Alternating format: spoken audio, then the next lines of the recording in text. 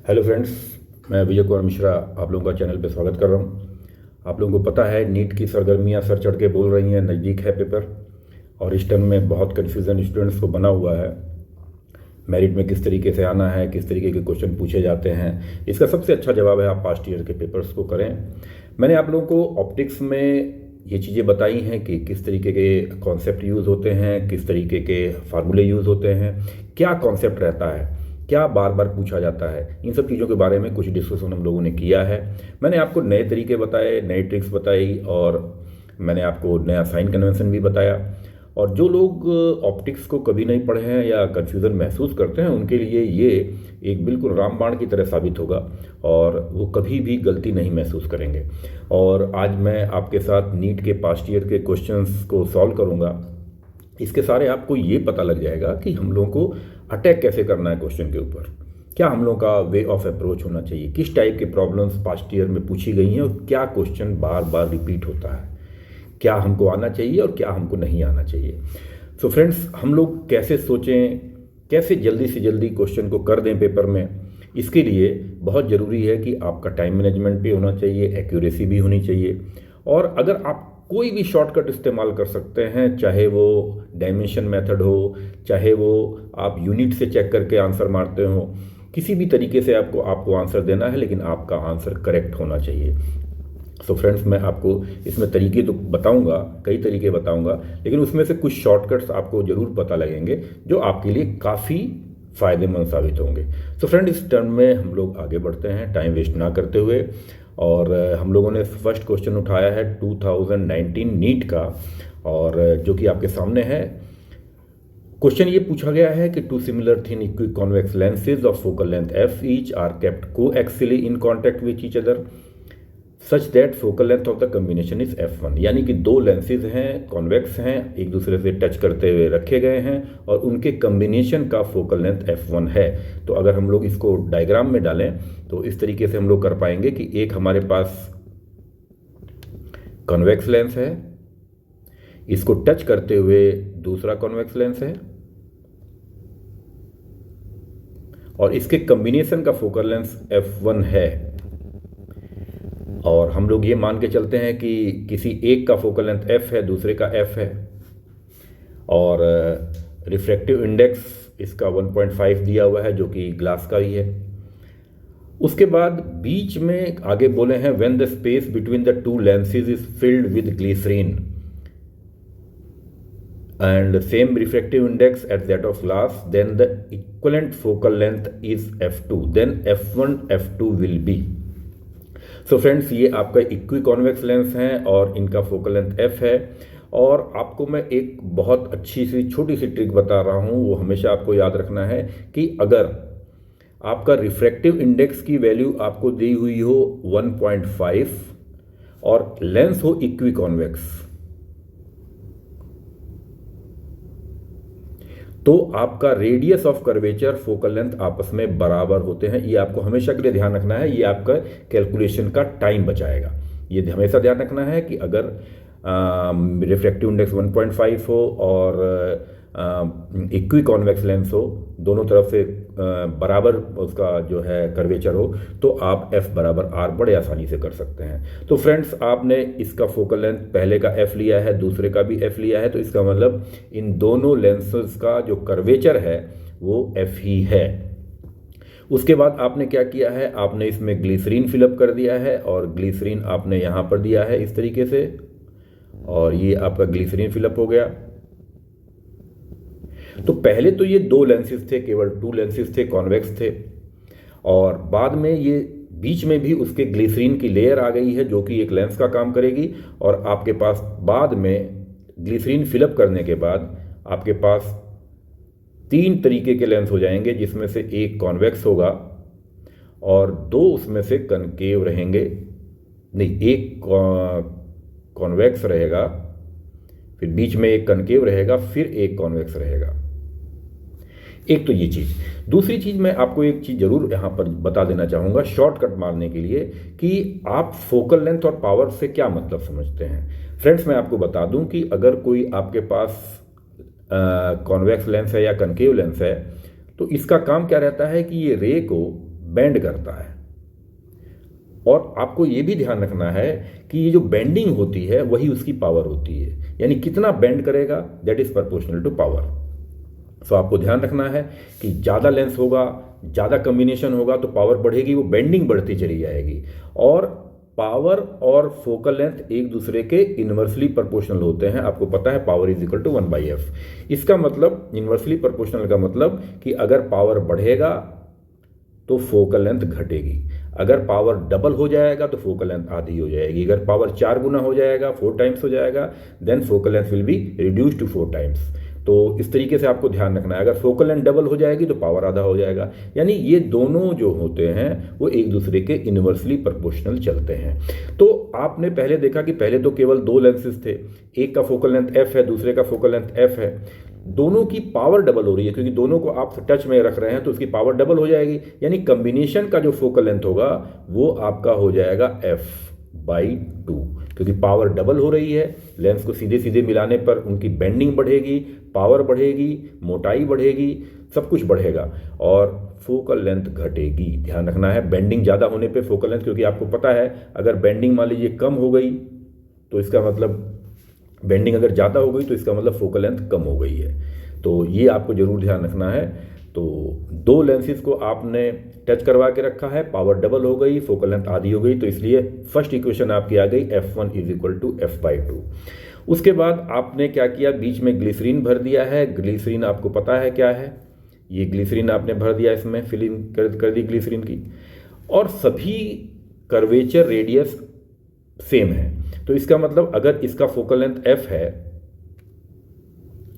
अगर इसका focal length f है, इसका भी फोकल लेंथ f है, लेकिन इसका फोकल लेंथ -f है। इसका मतलब जब आप कॉम्बिनेशन करवाएंगे तो ये एक दूसरे को कट कर देंगे, ये दोनों एक दूसरे को कैंसिल आउट कर देंगे और आपके पास केवल एक ही लेंस का इफेक्ट बचेगा। तो इसका मतलब f2 बराबर आपका हो जाएगा f, यानी एक ही लेंस बचा।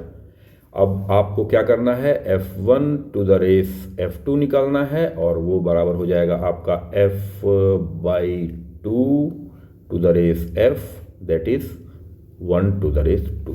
आपका आंसर निकल गया है फ्रेंड्स, आपका आंसर है 3rd। और आपने देखा कि हम लोगों को क्या अप्रोच करना चाहिए था, बिना किसी फार्मूले के, बिना किसी झंझट के हम लोगों ने इस क्वेश्चन को कर दिया है। तो ये सबसे आसान ट्रिक थी। दूसरा इसका तरीका फार्मूले से हो सकता है कि आप 1/f1 + 1/f2 करके फोकल लेंथ निकालें, फिर उसके बाद फिर तीनों की फोकल लेंथ निकालें, कि फिर उसके बाद दोनों का रेशो निकालें, तो वो थोड़ा सा टाइम कंज्यूमिंग रहता, लेकिन आपके लिए ये तरीका ज़्यादा सूटेबल होगा। तो ठीक है फ्रेंड्स, इसके आगे चलते हैं। अगला क्वेश्चन हमारा क्या है, आगे का क्वेश्चन क्या है कि equiconvex lens has a power p, it is cut into 2 symmetrical halves by a plane containing the principal axis, the power of one part will B.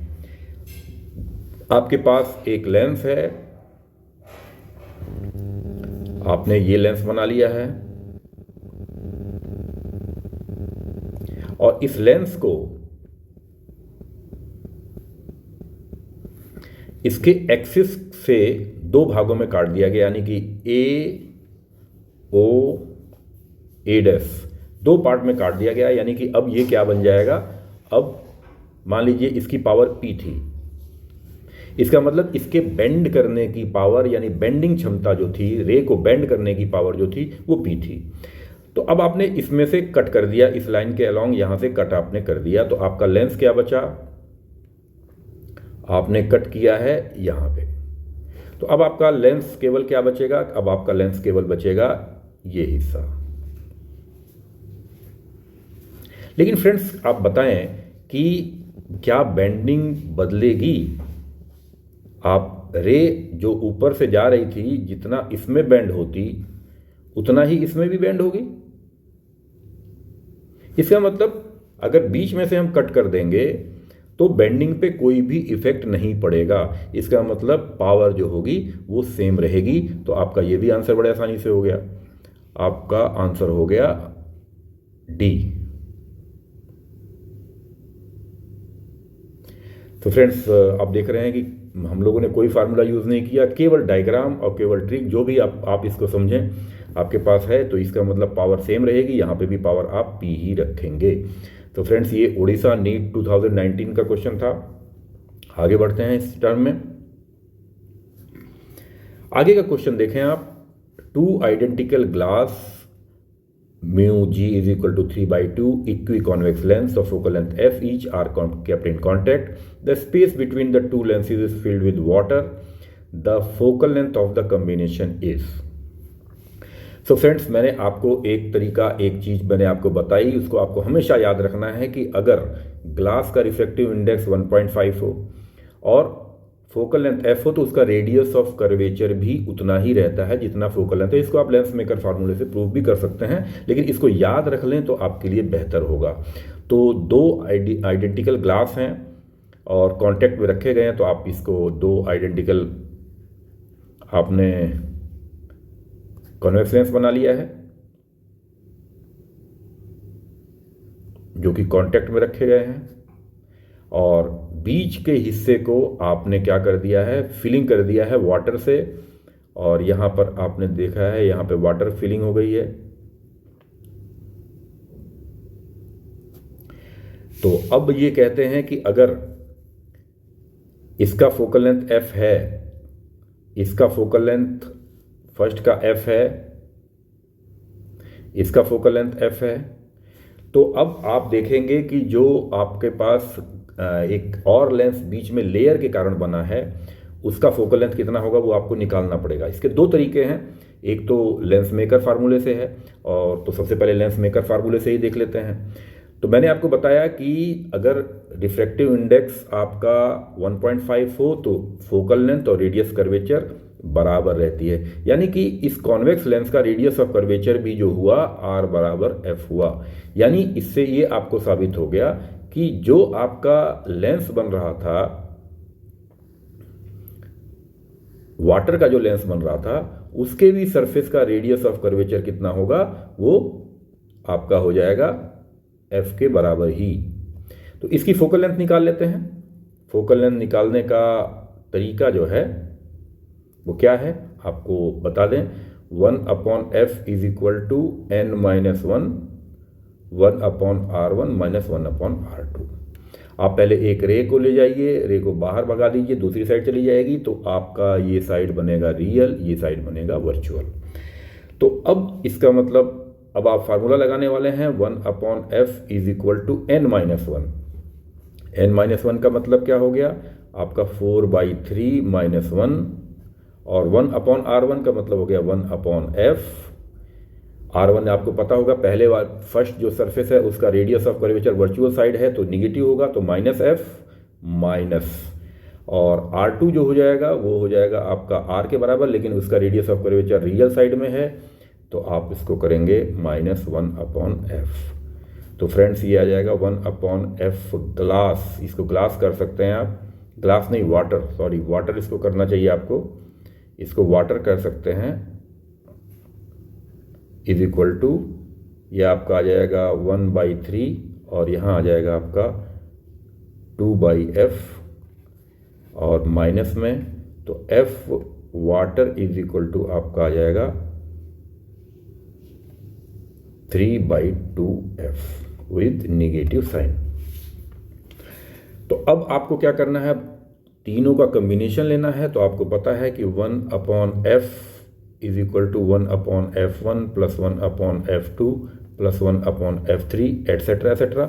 तो 1/f1 का मतलब 1/f + 1/f प्लस वाटर के लिए आप करेंगे -2/3f। तो आपका 3f LCM आएगा, और आपका आ गया 3 + 3 - 2, और यहाँ पर आ गया 4/3f। तो capital F is equal to आ जाएगा 3f/4। तो 3f/4 आप देख रहे हैं कि ऑप्शन नंबर है डी, तो आप इसको क्लिक कर देंगे। ये तो एक तरीका है इस क्वेश्चन को करने का, इस क्वेश्चन को सॉल्व करने का एक तरीका आपने देख लिया है। दूसरा तरीका पावर मेथड है, जिसको आप बड़े आसानी से कर सकते हैं और एक लाइन में कर सकते हैं आप। तो 3f/4 इसका आपने एक मेथड से सॉल्व कर लिया है। दूसरा मेथड मैं आपको बता रहा हूँ इस बोर्ड को रब करते हुए।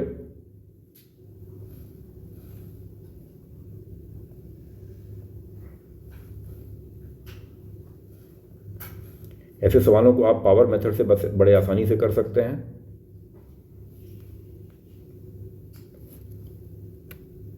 पावर मेथड यूज करने के लिए आप क्या करेंगे, आपके पास एक कॉन्वेक्स लेंस था, दूसरा भी कॉन्वेक्स लेंस था,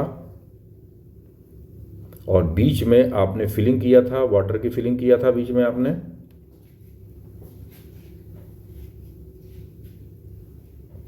और यहाँ पर रिफ्रैक्टिव इंडेक्स 1.5, यहाँ पर रिफ्रैक्टिव इंडेक्स 4/3 और यहाँ रिफ्रैक्टिव इंडेक्स आपका 1.5।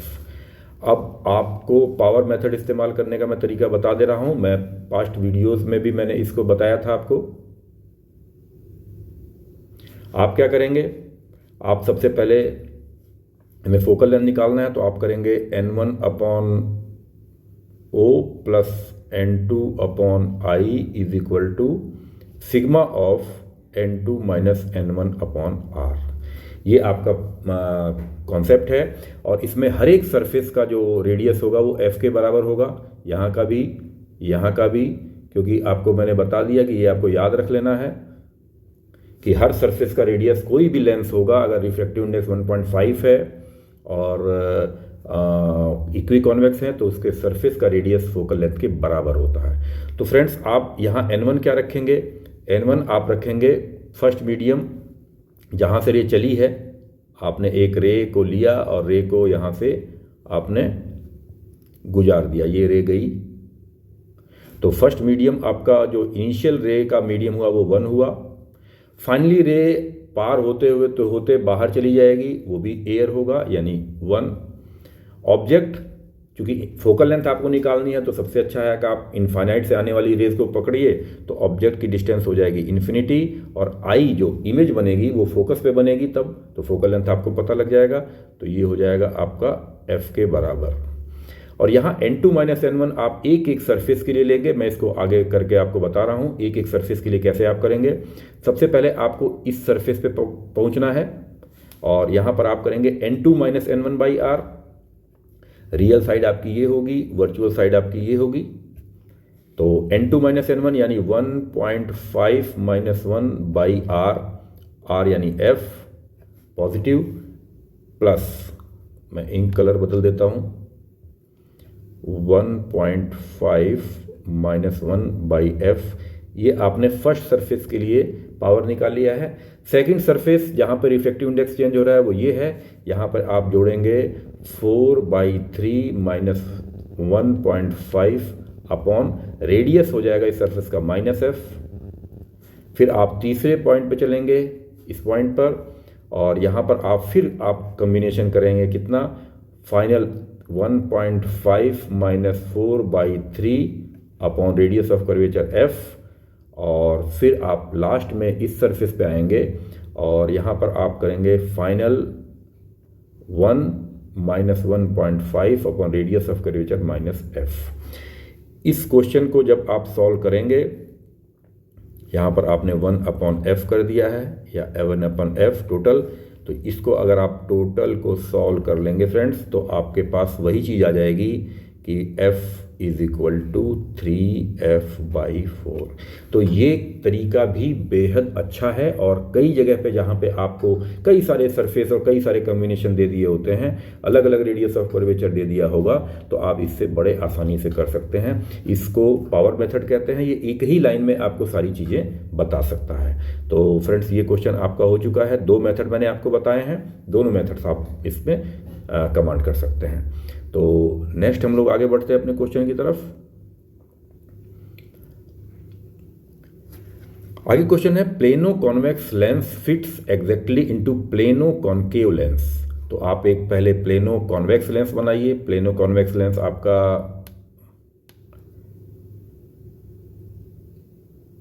ये हुआ, और इसके साथ इसका रिफ्रैक्टिव इंडेक्स दिया होगा μ1, और इसके साथ फिट हो रहा है दूसरा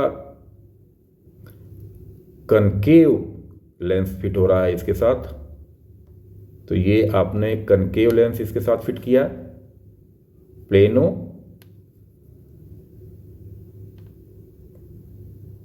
ये। अब आगे ये कहते हैं कि इसका रिफ्रैक्टिव इंडेक्स μ2 है, और r is the radius of curvature of curved surface. तो r रेडियस ऑफ कर्वेचर है कर्ड सरफेस का। अब ये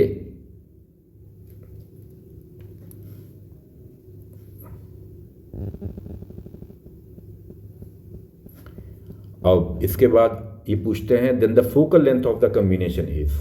तो फ्रेंड्स, इसके लिए मैं आपको सबसे अच्छा ये बताऊंगा कि फिर से आप वही पावर मेथड इस्तेमाल कर दीजिए, या तो आप पहले का फोकल लेंथ निकाल लीजिए, दूसरे का फोकल लेंथ निकाल लीजिए, और उसके बाद दोनों को कंबाइन कर दीजिए, उससे भी आंसर ले सकते हैं। लेकिन मैं यहाँ पर यूज़ कर रहा हूँ पावर मेथड।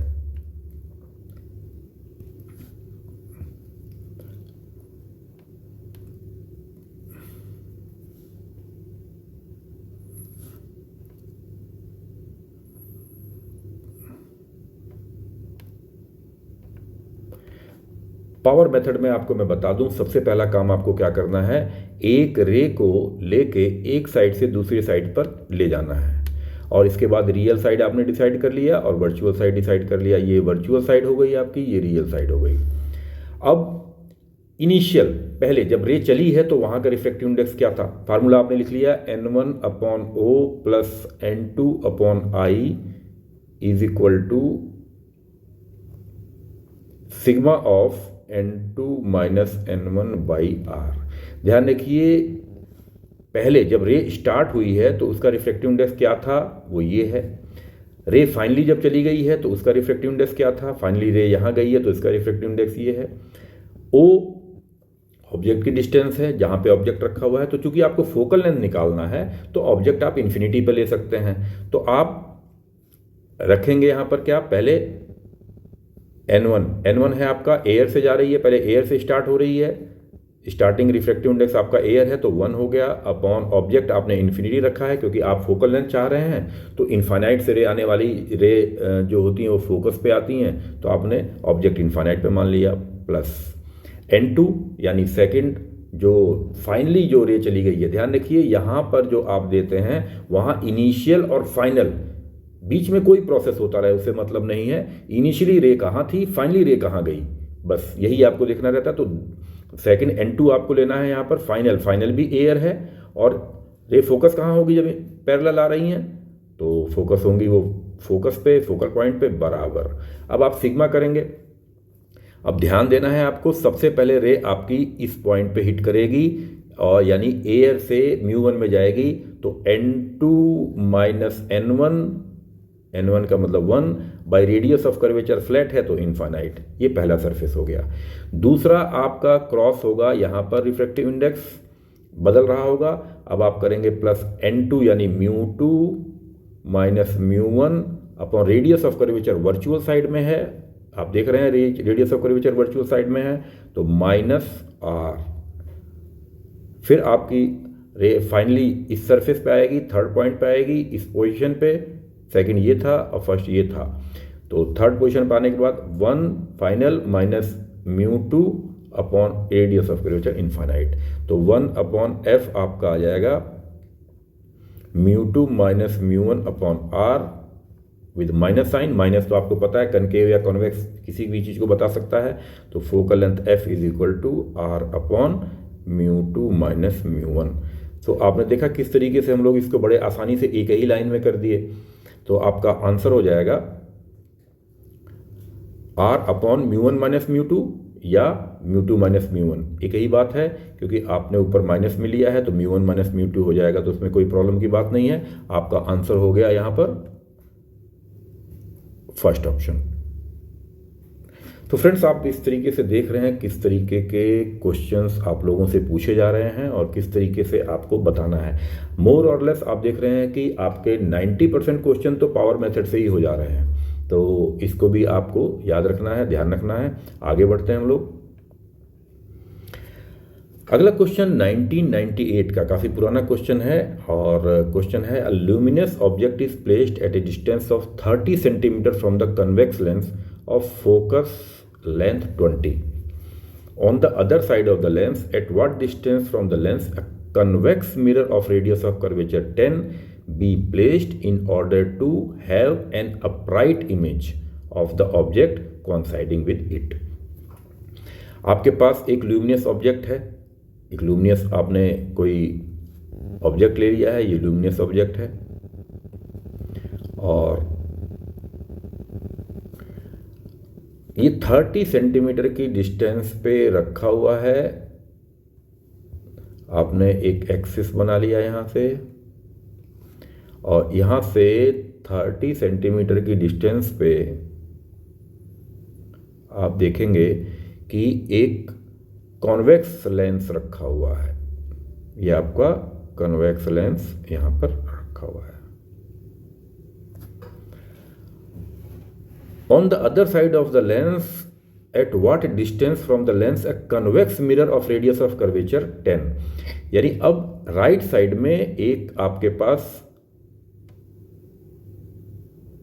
कन्वेक्स मिरर रखा हुआ है जिसका रेडियस ऑफ कर्वेचर आपका 10 सेंटीमीटर है। अब कहते हैं कि अब at what distance from the lens a convex mirror of radius of curvature 10 be placed in order to have an upright image of object coinciding with it. यानी इस जो आपका लुमिनस ऑब्जेक्ट है उसकी इमेज उसी के ऊपर बन जाए, यानी इसका मतलब वहां से चलने वाली रे उसी पर वापस आ जाए, तभी ऐसा हो सकता है। अगर रे कहीं और चली गई तो इमेज कहीं और बन जाएगा। अगर उस ल्यूमिनस ऑब्जेक्ट की इमेज उसी पर बननी है तो इसका मतलब कहीं ना कहीं से घूम फिर के रे वहीं पर वापस आ रही है। तो आपने क्या किया, आपने ऐसा कब होगा, ऐसा जब होगा आपको पता है कि यहाँ पर फोकल लेंथ इसका जो दिया हुआ है वो 20 दिया हुआ है, ये f। तो सबसे पहले तो ये देख लें कि ये लेंस क्या करेगा, उसकी इमेज को कहाँ बनाएगा। उसके लिए आप क्या करें, उसके लिए आपने रे डायग्राम खींचा, रे डायग्राम रे एक गई और उसके बाद ये दूसरी साइड जाएगी, दूसरी साइड निकल जाएगी, आपको पता है।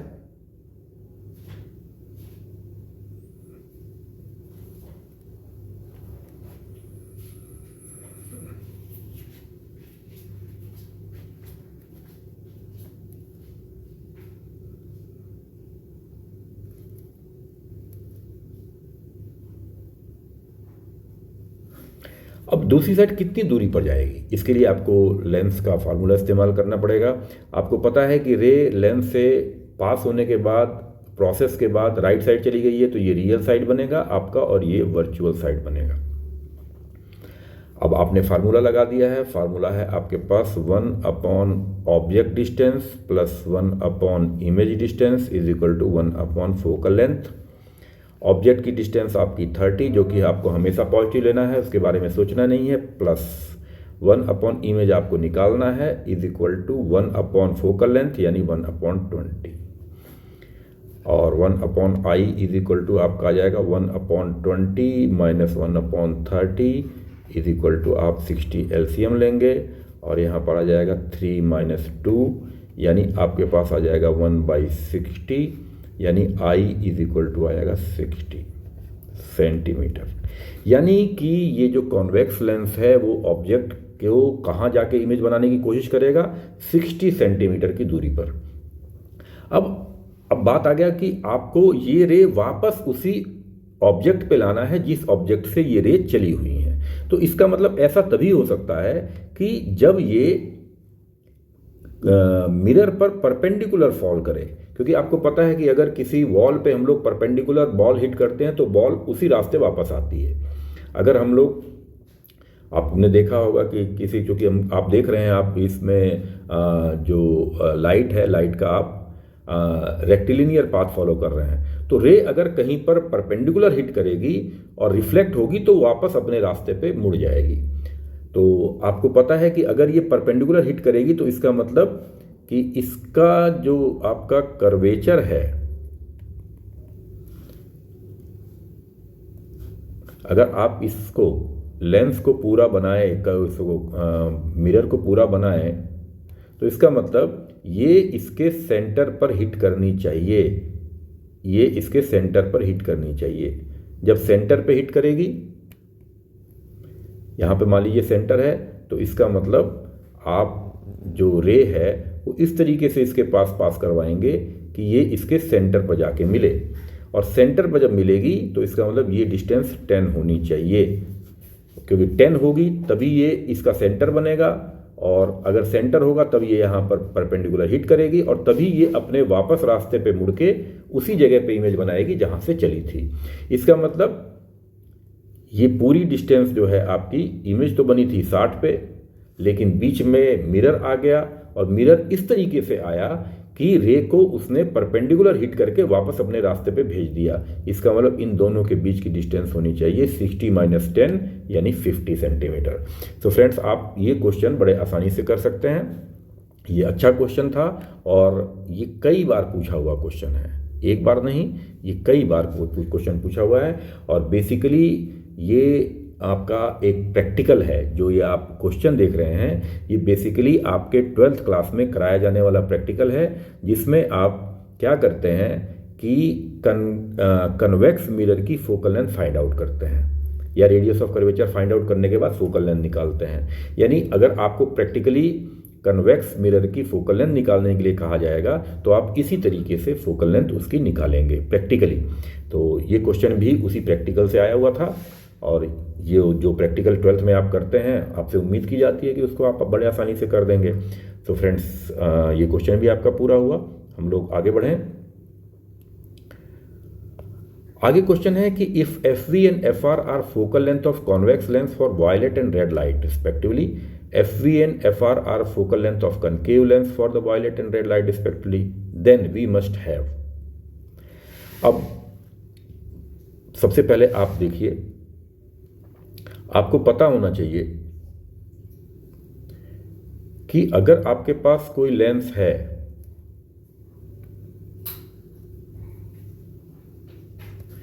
और इस लेंस पे अगर आप वायलेट और रेड लाइट डालते हैं, मान लीजिए आपने रेड लाइट डाला और उसी पर आपने क्या किया, वायलेट डाला। सपोज करिए वायलेट आपको, ये आपने वायलेट डाल दिया। मैंने इसको बनाया जरूर अलग अलग है, लेकिन आप ये मान के चलेंगे कि दोनों ओवरलैप हैं एक दूसरे के ऊपर।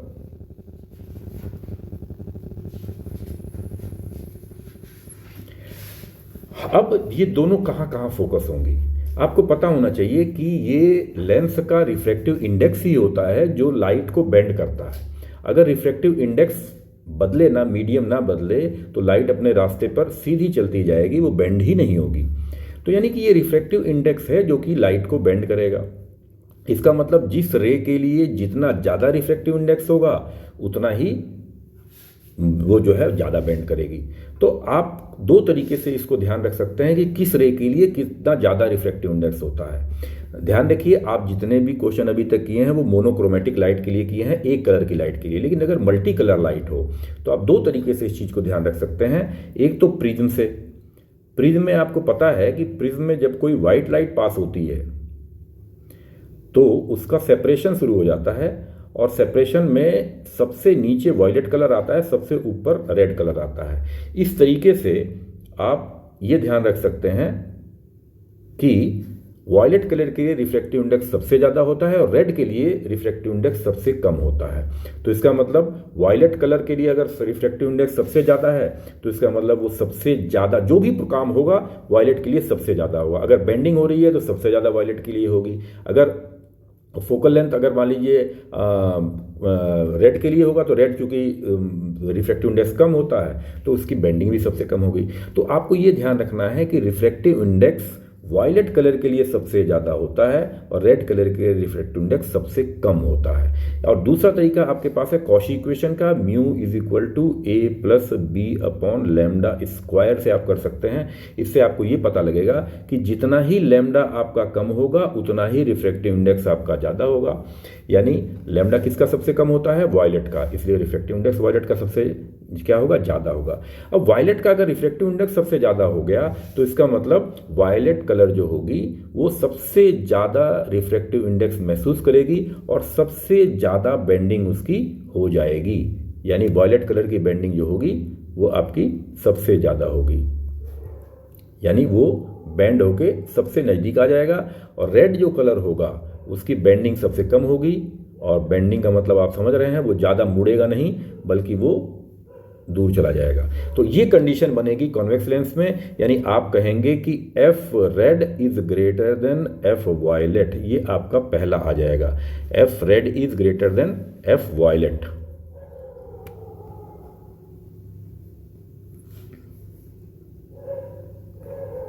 ये आपका पहला क्वेश्चन हो गया, यानी F red is greater than F violet. तो आपका या तो ऑप्शन आपका बी सही है और या तो आपका डी सही है, F R is greater than F V. बाकी ये दोनों आपके ऑप्शन कट हो जाएंगे। अब यही बात करते हैं हम लोग कनकेव के लिए। कनकेव के लिए आप क्या देखेंगे? कनकेव के लिए आप फिर से वही काम कर लीजिए, आप एक डायग्राम बना लीजिए कनकेव का, तो आपको आइडिया लगेगा।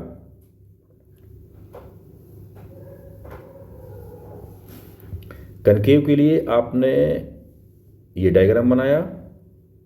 ध्यान रखें कनकेव मिरर जो होते हैं डाइवर्जिंग होते हैं, तो इनका, और ये जो है कन्वेक्स लेंस होते हैं कन्वर्जिंग।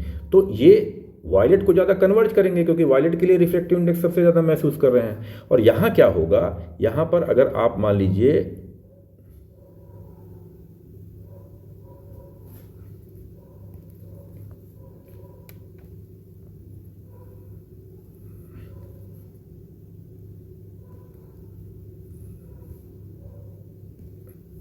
अगर यहाँ पर आपने दो कलर यूज़ किया है, एक तो आया है आपका रेड और एक आपने यूज़ किया है वायलेट।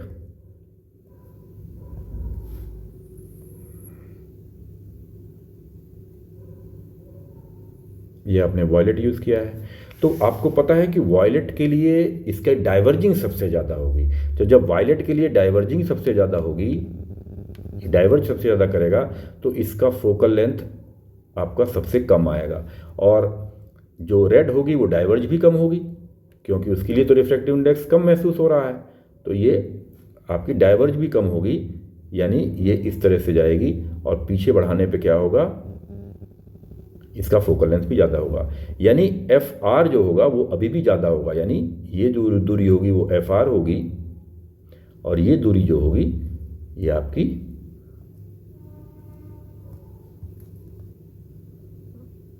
एफ आर होगी, एफ वायलेट होगी। यानी अभी भी F R is greater than F V होगी। तो आप इसको केवल रे डायग्राम से ही कर सकते हैं, यानी आपका ऑप्शन बी कैंसिल आउट हो जाएगा, बी ऑप्शन आपका कैंसिल आउट होगा और आपका आंसर आएगा डी। ये कैंसिल आउट हो गया और आपका ये आंसर सही हो गया। तो फ्रेंड्स आप देख रहे हैं कि कितने कॉन्सेप्चुअल सवाल, बेहद इजी सवाल आप लोगों से पूछे जाते हैं। तो लेकिन आपका कॉन्सेप्ट क्लियर होना चाहिए। बार बार कॉन्सेप्ट होता जरूर रहता है, लेकिन स्टूडेंट को ये नहीं पता रहता है कॉन्सेप्ट क्लियर करने का मतलब क्या होता है, कॉन्सेप्ट कहाँ रहता है जिसको पढ़ लिया जाए। तो फ्रेंड कॉन्सेप्ट क्वेश्चंस में छिपा रहता है, ज़्यादा से ज़्यादा क्वेश्चन करेंगे ज़्यादा कॉन्सेप्ट क्लियर होगा। आगे बढ़ते हैं।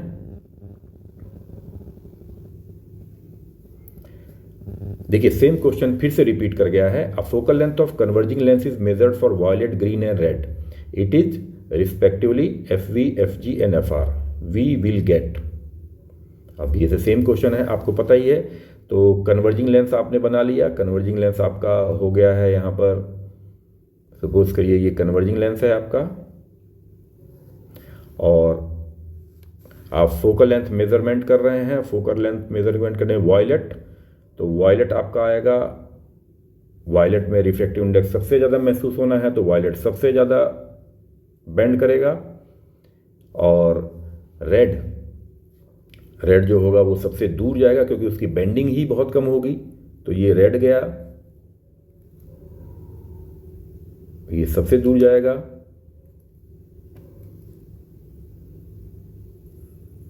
ये सबसे दूर जाएगा। और ग्रीन जो रहेगा वो बीचों बीच कहीं रहेगा, क्योंकि आपको पता है कि ग्रीन जो रहेंगे वो जब सबसे ज़्यादा और सबसे कम के बीच में ही रहेंगे, तो ये आपका ग्रीन रहेगा। इसका मतलब आपका F V is equal to F G, ये गलत हो गया। F G is greater than F R. आप देखते हैं ये आपका एफ वी है, ये आपका एफ जी है, और ये आपका एफ आर है या एफ रेड है। तो अब इसमें F green is greater than F red, F green is greater than F red, ये भी गलत हो गया। F red is greater than F green, ये सही हो गया। तो आपका ये ऑप्शन सही हो गया। फर्स्ट ऑप्शन को भी चूज करते हैं। फर्स्ट ऑप्शन में है F R is greater than F V, तो F R is greater than F V. तो एफ आर जो है रेड के लिए फोकल लेंथ वॉयलेट से ज़्यादा होगी, ग्रीन से भी ज़्यादा होगी, तो दोनों ऑप्शन आपके इसमें करेक्ट बैठते हैं। अब ये क्वेश्चन जो है